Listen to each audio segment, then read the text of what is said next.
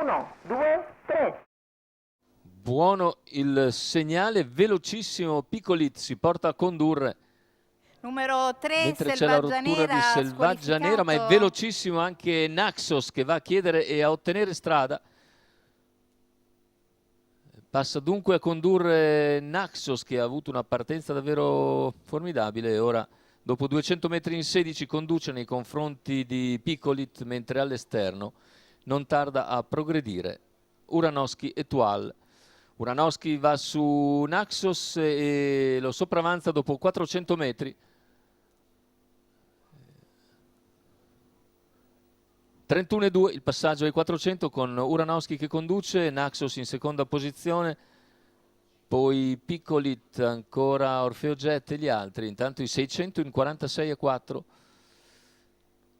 In quinta posizione vediamo Sirio Trio che precede Rita Disgrey, mentre sono ancora lontani i penalizzati. Numero 6 Eurasia Tab, squalifica intanto per Eurasia Tab e se ne vanno i primi 800 di gara con Uranowski che percorre in 1:1:4 i primi 800 di gara. A un paio di lunghezze segue Naxos che precede Picolit, Sirio Trio che è rimasto un po' sorpreso dalla partenza dei cavalli col numero più alto. 1:17,8 il passaggio al chilometro. A questo punto muove dalla corda Orfeo Jet.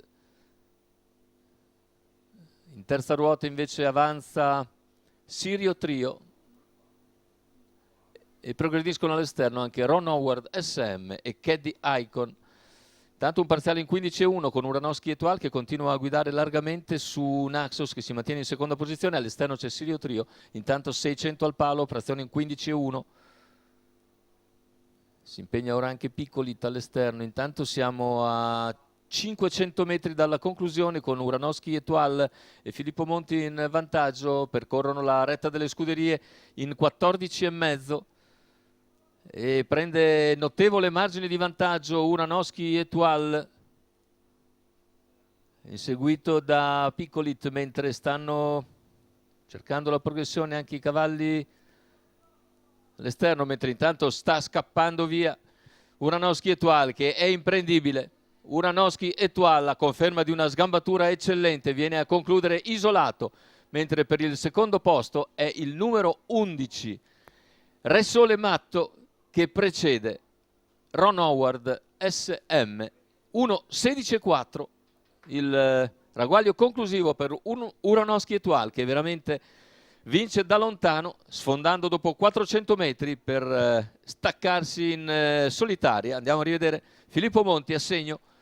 Quota di 6,22 per Uranowski e Tual che domina letteralmente questa seconda trissa. Al secondo posto un ottimo Re Sole Matto che era il più trascurato dei cavalli del secondo nastro, ma precede quello che era il controfavorito, cioè Ron Howard SM, mentre ha avuto problemi sul percorso Caddy Icon.